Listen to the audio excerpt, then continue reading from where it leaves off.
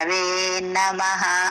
सदाशिवसमारम्भां शङ्कराचार्यमध्यमाम् अस्मदाचार्यपर्यन्तां वन्दे गुरुपरम्परां।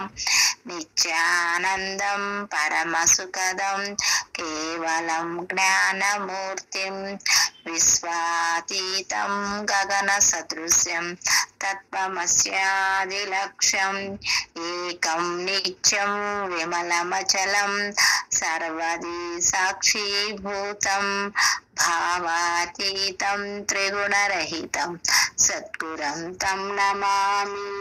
ॐ नमो ब्रह्मादिभ्यो ब्रह्मविद्या साम्प्रदायकर्तृभ्यो वंश ऋषिभ्यो गुरुभ्यो नमो महद्भ्यः। सर्वोपप्लवरहित प्रज्ञानगणः प्रत्यगर्तो ब्रह्मैवाहमस्मि। ॐ पूर्णमदः पूर्णमिदं पूर्णात् पूर्णमुदच्यते पूर्णस्य पूर्णमादाय पूर्णमेवावशिष्यते। ॐ सहना भवतु सहनौ भुनक्तु सह वीर्यं करवावहै तेजस्विनावधीतमस्तु मा विद्विषावहै। ॐ शान्ति शान्ति शान्तिः। जय गुरुदेव।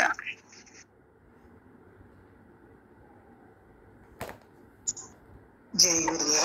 చదువునమ్మా.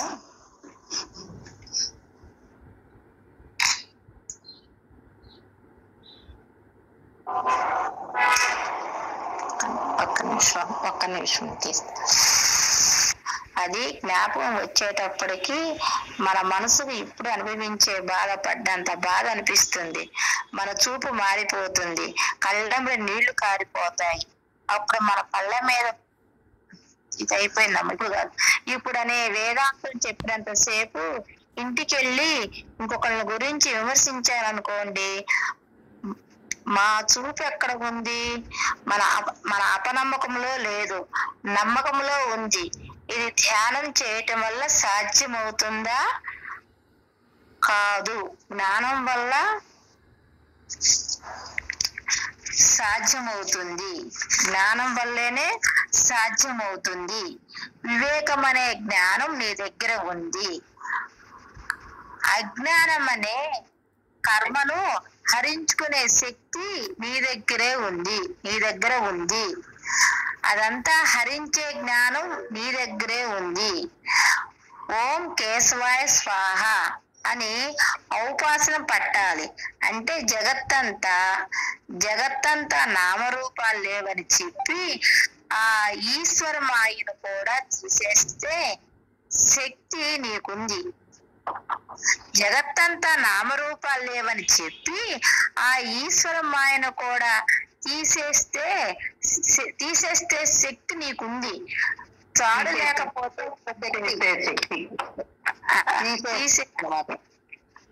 అంటే ఎప్పుడైతే నేను పరమాత్మ ఏంటి ధ్యానం చేస్తున్నామో అప్పుడు ఈ జగత్తంతా కూడా ఉన్నది పరమాత్మే అనేటువంటిది ఎప్పుడైతే చేస్తున్నామో, ఇప్పుడు కేశవాయ స్వాహ అంటే ఎలాగైతే ఆ నీళ్లు స్వీకరించి అవకాశం పెడుతున్నామో ఇక్కడ ఉన్నదంతా పరమాత్మే, రూపనామాలు కనిపిస్తున్నప్పటికీ పరమాత్మే అనేటువంటిది ఎప్పుడైతే ఆ ధ్యానం చేస్తున్నామో అవకాశం పెట్టినట్టు అనమాట. రూపనామాలు లేవు, ఉన్నది పరమాత్మ అనేటువంటిది అవకాశం పెట్టినట్లు. ఆ శక్తి ఎవరుకుంది? ప్రతి ఒక్కరిలో ఉంది. ఎవడైతే ధ్యానం చేస్తూ ఈ మార్గంలో ప్రయాణం చేస్తూ గురువు రాశి నుంచి మార్గంలో ప్రయాణం చేస్తూ ధ్యానం చేస్తున్నాడో ప్రతి ఒక్కరికి ఉంది ఆ శక్తి. ఆ శక్తిని వాడు నమ్మాలి. నేను పరమాత్మ ఏంటి, ఆ నిర్గుణతత్వం నుండి వాడి మీద వాడికి నమ్మకం కలగాలి. నమ్మకం కలిగి చేస్తూ ఉండాలి. చేయగా వాడికి నమ్మకం కలుగుద్ది. అండ్ ముందర నమ్మకం కలగాలి కదండి అంటే నువ్వు చేయగా కలుగుతుంది నమ్మకం. అసలు ఏం చేయకుండా నమ్మకం ఎట్లా వస్తుంది అంటే నువ్వు పూర్తిగా విశ్వసించుంటే, అంటే గురువు చెప్పిన వెంటనే ఆ మాట నమ్మినట్లయితే ఇంకా దాన్ని పట్టుకుని ప్రయాణం చేస్తావు. అందుకని నువ్వు బ్రహ్మవరా, నువ్వు ఈ శరీరాన్ని కావు అని చెప్పారు గురువు. ఇంకా దాన్ని పట్టుకుని వీడి ప్రయాణం వెళ్ళి, నేను పరమాత్మ, నేను నిర్గుణతత్వాన్ని, నేను ఈ శరీరాన్ని కాదు. ఈ శరీరానికి ఎన్ని రకాలంటే వరుసలు ఉన్నప్పటికీ ఇది నేను కాదు. నేను జ్ఞానేంద్రియాలు కాదు, కర్మేంద్రియాలు కాదు, మన బుద్ధిస్తాంగాలను కాదు, మనకి నిర్వాణ శక్తుల్లో చెప్పిందంతా కూడా అదే కదా. ఇది నేను కాదు, ఇది నేను కాదు, నేను శివోహం శివోహం, చిదానంద రూప శివోహం శివోహం. ఆ శక్తి వీడిలోనే ఉంది, అందరిలో ఉంది ఆ శక్తి. ఆ శక్తి అంటే అందరిలో అసలుకి వీడి తెలుసుకున్నా తెలుసుకోకపోయినా అందరిలో అంతటా ఉన్నది అదే శక్తి. వీడు ఆ ఏకాగ్రత చేసుకొని వీడు తెలుసుకోవడానికి ప్రయత్నం చేస్తూ నమ్మకం పెంచుకున్నాడు అనుకో, వాడికి చక్కగా అనుభవంగా తెలియబడుతుంది. అందుకని నీలో ఆ శక్తి ఉంది, నువ్వు ఆ శక్తి గలవాడివే. నువ్వేం శక్తిహీనుడివి కాదు, శక్తి లేని వాడివేం కాదు, చేతగానిదేమి కాదు. ఇది అన్నీ చెయ్యగలవు, ఇవన్నీ నీలోనే ఉన్నాయి. నీకు ఆ శక్తి ఉంది, నీ మీద నీకు నేను చెయ్యగల నమ్మకం ఎవరికి వాడికి పెట్టుకొని చెయ్యాలన్నమాట. వీడు ఆ మంత్రానుష్ఠానం గాని, విచారణ, నేను నిర్గుణ తత్వాన్ని, రూపనామాలైనటువంటి అన్నింటి జ్ఞానం, ఆ వివేకం కూడా అందరికీ ఉందిగా. ఇప్పుడు కూరగాయలు చూస్తే వడి, ముదురు, మంచి అన్ని కలిసి ఉంటే వీడు వివేకం ద్వారా మంచిగా ఉన్నటువంటివే తీసుకుంటున్నాడు కదా. అది మామూలు విషయంగా ఉండేది. అలాగే ఇక్కడ రూపనామాలు, ఇక్కడ ఈ వరసలు, బాంధవ్యము, ఈ పనులు, ఇక్కడ ఉండేటువంటి విషయాలన్నీ ఉన్నాయి. కానీ ఈ విషయాలకన్నిటికీ కూడా ఆధారంగా అదే శక్తి ఉందనేది నీ వివేకంతో పనిచేయాలి.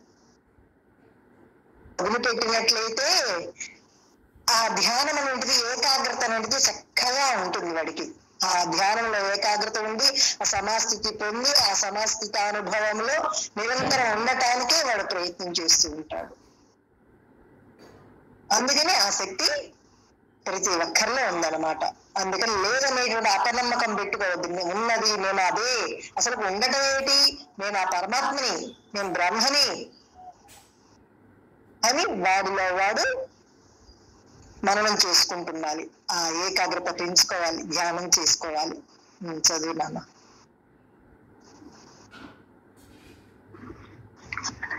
తాడు లేకపోతే పాము భయం ఎక్కడ ఉంది, అంతా బ్రహ్మ పదార్థం అయింది. ఇప్పుడు అక్కడ ఏమీ లేకపోతే అక్కడే వదినేసి ఉందని నీవెట్లా చెప్పావు?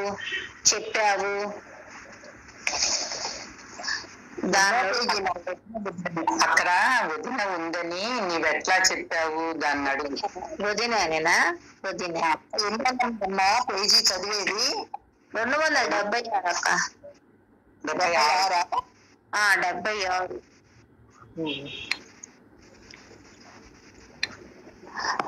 ఇప్పుడు అక్కడ ఏమీ లేకపోతే అక్కడ వదిని ఉందని ఎట్లా చెప్పావు? దాన్ని అడుగు. బియ్యపురాలుందని చెప్పినప్పుడు దానికి సిగ్గేస్తుంది, ఇక దాన్ని బతకనియ్యదు. నిర్గుణం ఉంది, ఇక ఆ మాయతో కూడిన భావన ఎలా వస్తుంది? వచ్చి అది ఉపాధిని తీసుకొని చెప్పినట్లయితే నమ్మొచ్చు. అది సంకల్ప మాత్రం చేత వచ్చిన ఉపాధియే. ఉపాధే లేదు. బంధుత్వం ఏది? పాము భయం పోయింది. నువ్వు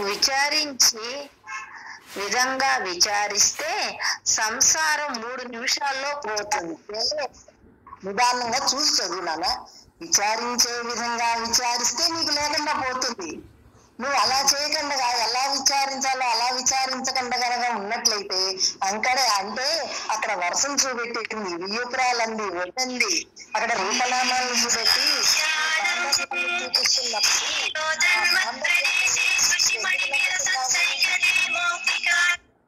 ఆ బాంధవ్యాన్ని నమ్మినట్లయితే శరీర దృష్టి కలిగి ఉంటాం. అంటే నేను ఒక వదిల్లో మరదల్లో అయితే అవతల వాళ్ళు ఊదిననో వియ్యపురాలనో దానికి తగినటువంటి పాత్ర వీడు ఏకమైపోతే, వీడు కలిసిపోతే గనక, అంటే నేను శరీరం అనుకుంటే గాని అవతల వాడు రూపనామాలో వరుసలో వీడికి తెలియవు. అందుకే అసలు నేను శరీరాన్నే కాదు, నేను నిర్గుణతత్వాన్ని అనుకున్నప్పుడు ఇంకా ఉన్నదంతా కూడా ఆ నిర్గుణతత్వమే. ఇక్కడ ఎన్ని రూపనామాలు కనిపిస్తున్నప్పటికీ ఇవన్నీ కూడా నీ సంకల్పం చేత ఏర్పడినటువంటి, అంటే సంకల్పం చేత అంటే ఎప్పుడో ఒకప్పుడు నువ్వు సంకల్పం చేసావు ఇటువంటి వారు కావాలనేటువంటి నీ చేసినటువంటి కర్మల యొక్క ఫలితం వల్ల ఇక్కడ ఇలా వచ్చింది బాంధవ్యం. అందుకని ఇప్పుడు ఆ బాంధవ్యాన్ని నమ్ముతావా, జన్మల పాలవుతావు. లేదు, ఇక్కడ శరీరమే లేదు, ఈ రూపనామాలు లేవు, బాంధవ్యం లేదు, ఉన్నదంతా నిర్గుణతత్వం అనేటి జ్ఞానంగా ఉంటావా, మోక్షానికి దగ్గర అవుతావు. అది తెలుసుకోవాల్సింది, చేయవలసింది, విచారించుకోవాల్సింది ఎవడికి వాడే. వాడి విచారణ కనుక సరిగా లేకపోయినట్లయితే, వాడు సరైన పద్ధతిగా ఆలోచించకపోయినట్లయితే వాడికి నిర్గుణతత్వంగా తెలియబడదు. వాళ్ళ మాటలు అసలు వాళ్ళ మాటలు వింటే గనక మీకు తెలుస్తుందండి అంటాడు. అసలుకి రూపనామాలే లేవురా బాబు అంటే మాటలకు విలువిస్తున్నాడు, శరీరానికి విలువిస్తున్నాడు, బాంధవ్యానికి విలువిస్తున్నాడు, వరుసకి విలువిస్తున్నాడు. ఇవన్నీ ఎప్పుడు విలువిస్తున్నాడు? శరీరాన్ని అనే నమ్మకంలో ఉన్నప్పుడు విలువిస్తున్నాడు. నేను బ్రహ్మని అనుకునేటువంటి దృష్టిగా వాడి దృష్టి ఉన్నట్లయితే ఇక్కడ వీటన్నిటికీ విలువ లేదు. ఎందుకని? అక్కడ కూడా ఉన్నది బ్రహ్మమే. అలానే అక్కడ కొన్ని సందర్భాలప్పుడు వాడు మాట్లాడాల్సిన సమయం వచ్చింది అనుకోండి, మాట్లాడతాడు. కానీ ఆ మాట నిదానంగా ఉంటుంది, అటాచ్మెంట్ లేనటువంటి మాటగా ఉంటుంది. అది వాడికే తెలియబడుతుంది. అలాగా ఉన్నామా లేదా, అలా చేస్తున్నామా లేదా అని వాడిలో వాడు విచారణ చేసుకోవాలన్నమాట. అది చదివినామా. రూపనామాలకు విలువ ఇచ్చినప్పుడు బాంధవ్యం గురించి భయం వేస్తుంది. అమ్మో మళ్ళీ జన్మలు పాలవుతానేమో అనేటువంటిది. ఈ రూపనామాలు నమ్మి వరుసల్ని బాంధవ్యాన్ని నమ్మినట్లయితే ఇప్పుడు పాము భయం పోయింది. అంటే రూపనామాలు లేదు, ఇక్కడ ఉన్నదంతా బ్రహ్మమే. చదివినామా. నువ్వు విచారించే విధంగా విచారిస్తే సంసారము 3 నిమిషాల్లో పోతుంది. అప్పుడు బాధేముంది? చిద్విలాసంగా ఉంది. అప్పుడు అజ్ఞానమే లేదు, ఉన్నదంతా జ్ఞానముగా ఉంది. కొయ్య ఉంది, కుర్చీగా తయారు చేసుకో కూర్చున్నాము. కొయ్యలో మార్పు రాలా, ఆకారంలో మార్పు వచ్చింది. అలాగే సగుడు అనేది వరసల్లో వచ్చి కూర్చొని దాని అజ్ఞానం చేసి బుద్ధి పెత్తనం చేత ఆ చూపు, ఆ మాట, ఆ నడవడి చూపిస్తుంది. ఆ పెట్టు అదంతా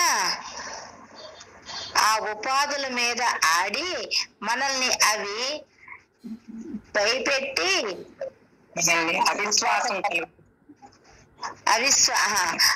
అవిశ్వాసం కలుగజేస్తుంది. ఆ ఉపాధులను ఆడి మనల్ని అవిశ్వాసం కలుగజేస్తుంది. మరి నమ్మకాన్ని కలుగజేస్తుంది.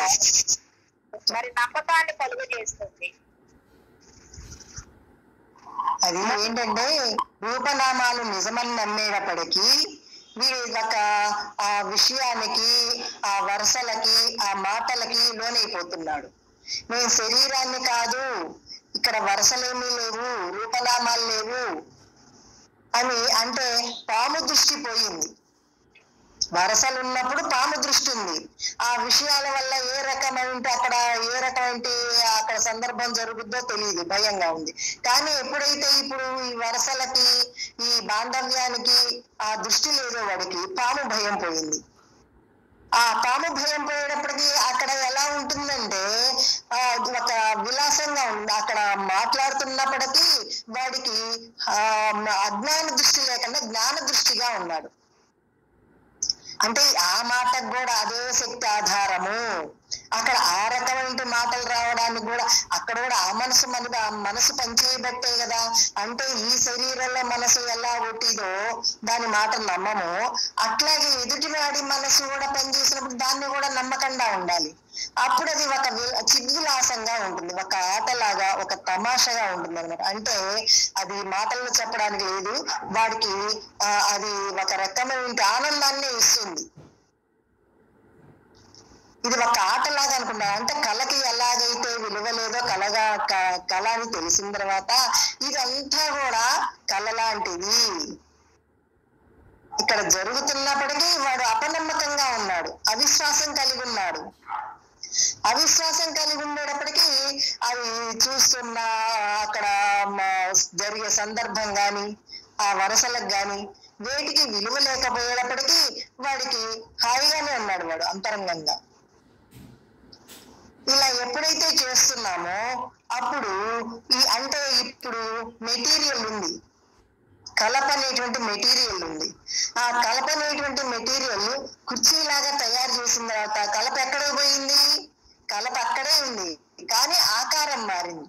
అలాగే ఇక్కడ సగుణం అంటే అమ్మవారి స్వరూపం ఇదంతా కూడా ప్రకృతి అనేటప్పటికీ ఆ రూపనామాలు అనేటువంటి కనిపిస్తుంటాయి.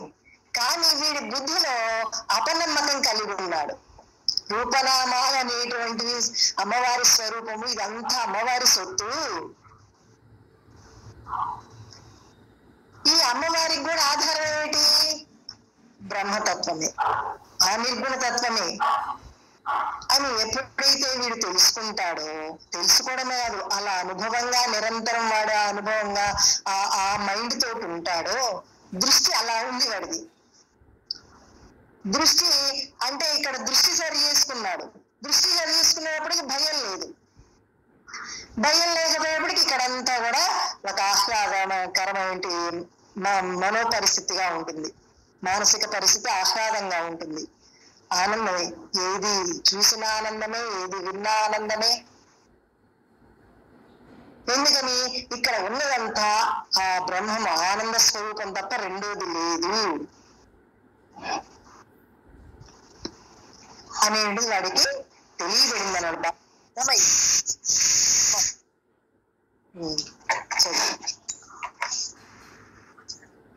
మరి నమ్మకాన్ని కలుగజేస్తుంది. మరి నువ్వు భయపడతావా? పోలీసు వాడిని చూపెట్టి పిల్లల్ని భయపడతాం, వాడు నమ్ముతాడు. ఇప్పుడు నమ్ముతామా? ఇలా తనకి మోక్షం కావాలంటే తన ఇంద్రియ సంఘాతం అంతా, ప్రతి ఊహ కూడా వేడి చేసిన పెనం మీద నీటి చుక్క వేస్తే ఆవిరైపోవాలి, ఉప్పురాయిగా ఉంటే కరిగిపోవాలి, అగ్నిగా ఉన్నట్లయితే భస్మైపోవాలి. లేదు అంటున్నాం కానీ పోనీ శరీరం లేదని చూసావు కదా. మరి ఇందులో వాళ్ళంతా రాగద్వేషాలు కలిగి ఉన్నారు, పట్టుదల కలిగి ఉన్నారు. ఎదుటి వాళ్ళు అంటుంటే మళ్ళీ అహం కలుగుతుంది. ఎందుకు పట్టు ఉండటం వల్ల అహం కలుగుతుంది. అంటే ఇక్కడ ఎలా ఉన్నాడు? ఉప్పుగల్లు లాగా ఉంటే కరిగిపోవాలి, అగ్నిలాగా ఉంటే అంటే లోపల వీడు చేసేటువంటి మంత్రం యొక్క తీవ్రతని బట్టి, వాడి సాధన తీవ్రతని బట్టి అక్కడ రూపనామాలు కనిపిస్తున్నప్పటికీ వీడిలో ఏ రకమైన ఊహకి తావీయకుండా ఉన్నప్పుడు అప్పుడు హాయిగా ఉంటాడు. వాడు ఊహకి తావిచ్చాడు అనుకో, అదేమైపోతుంది? ఆ ఉప్పుగల్లు లాగా ఉంటుంది, సమిధలాగా ఉంటుంది.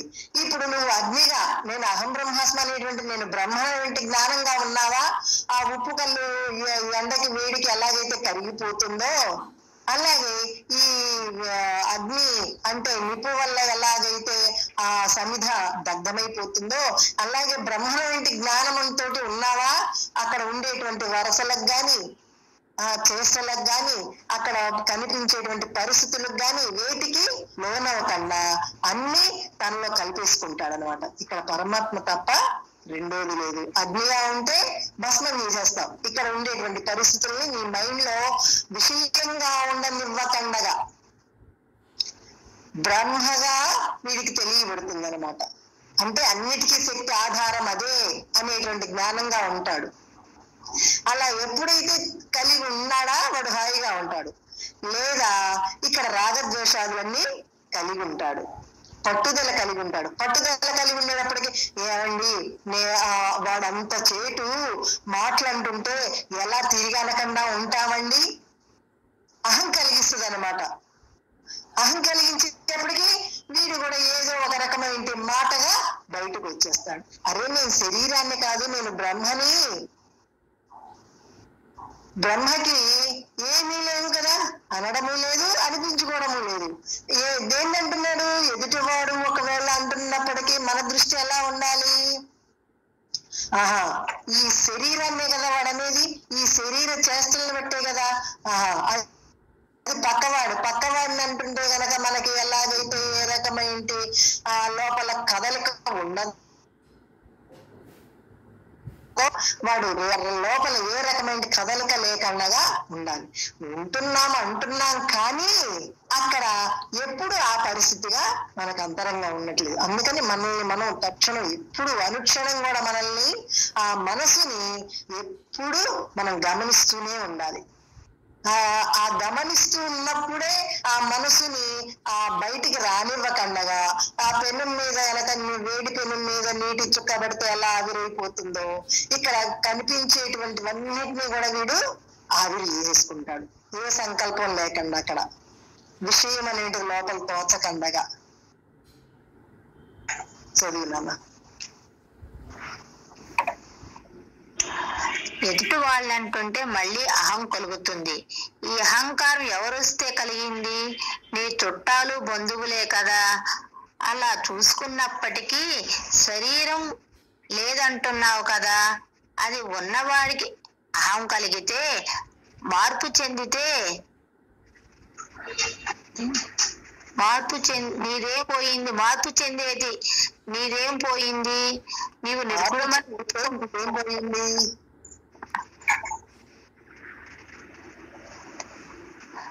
నీవు నిర్గుణమని ఒప్పుకుంటున్నావు.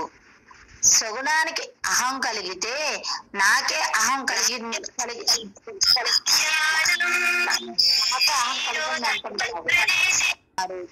అసలు నువ్వెవరండి? ఆ కోపం వచ్చిన వాళ్ళని నువ్వు అడగొచ్చు కదా. నువ్వు నిజంగా నిర్గుణంలో ఉన్నట్లయితే ఆ సగుణంగా ఉన్న వాళ్ళని దండించేదానివి. నువ్వే కలిసిపోతున్నావు, నిద్రలో లేవు, జగత్తులో లేవు. మరి నీవు కష్టపడటం ఏమిటి? ఇప్పుడు నీవు లేనివాడివా ఉన్నవాడివా? ఎప్పుడు నీవు ఉన్నావు, ఒప్పుదలైపోతున్నావు. నీవు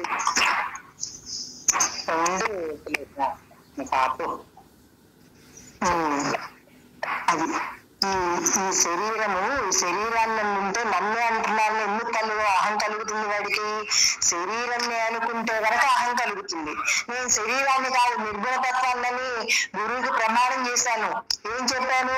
గురువు అహం బ్రహ్మాస్మి, నువ్వు తత్వమసి, నువ్వు బ్రహ్మవి అంటే నేను బ్రహ్మని అని ప్రమాణం చేశావు. మళ్ళీ ఇక్కడ ఈ టైంకి వచ్చేప్పటికి నేను మళ్ళీ శరీరాన్ని అంటే కాసేపు శరీరము కాసేపు పరమాత్మ. అదేం జ్ఞానం అండి? మళ్ళీ అట్లా ఉన్నప్పుడు ఏం జ్ఞానం కలిగినట్లు?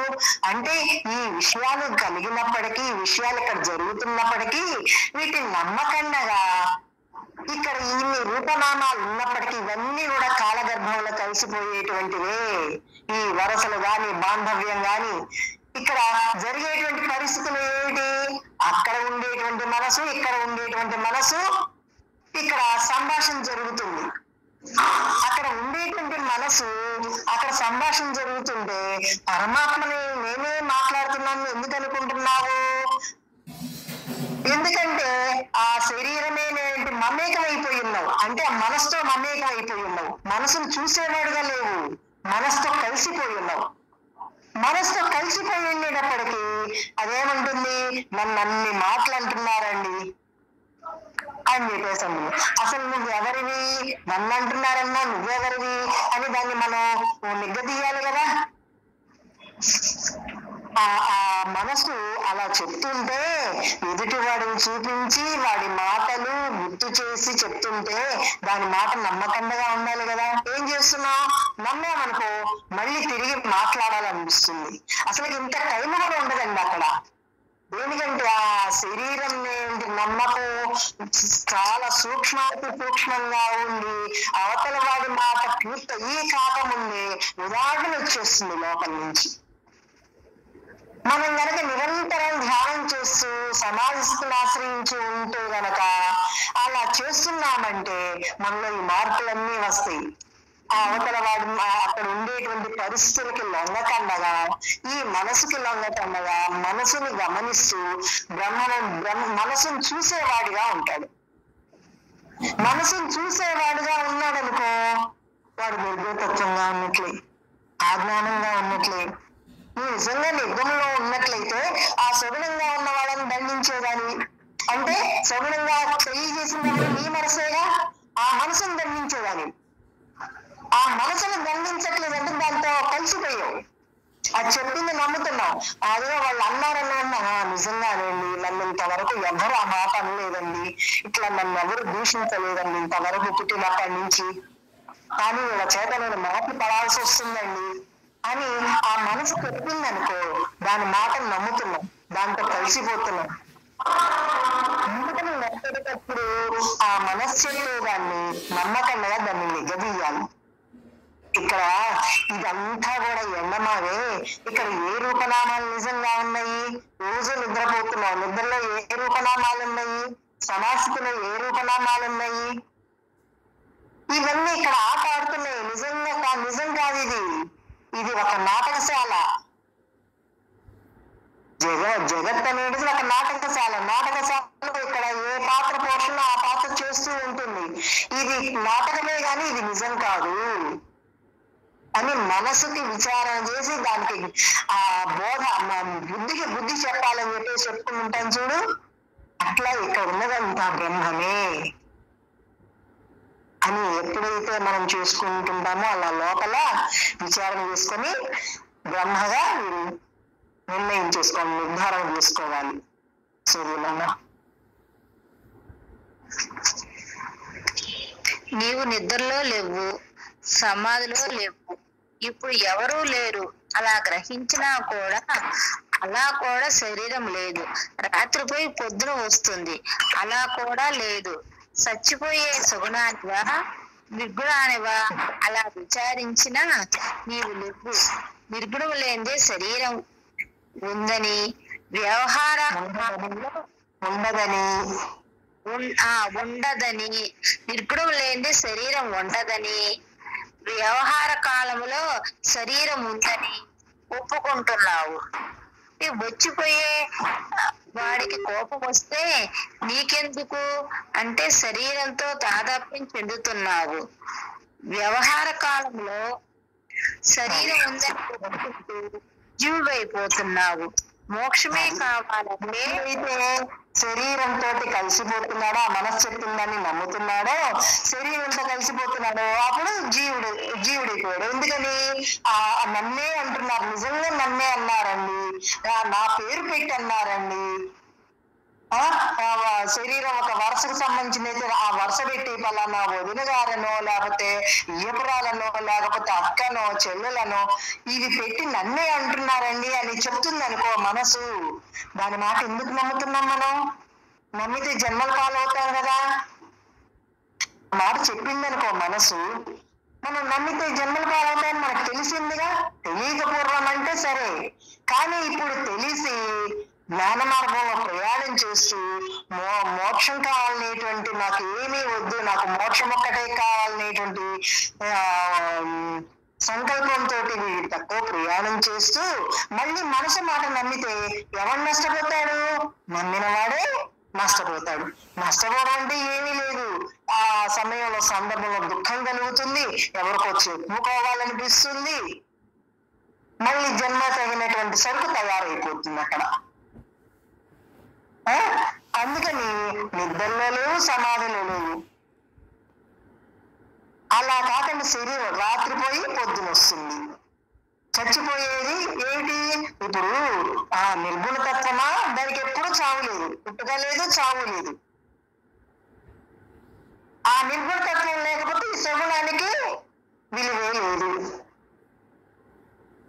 అంటే ఆకారంగా ఉన్న ఇప్పుడు ప్రాణం పోయిన శరీరాన్ని ఇంట్లో ఉంచుకుంటున్నానండి. ఉంచుకొని ఏమండి ఎంతో ప్రేమగా మమ్మల్ని చిన్నప్పటి నుంచి ప్రేమగా పెంచిందండి, మాకేం కావాలన్నా అన్ని ఇచ్చిందండి, మా తల్లి చాలా గొప్పదండి.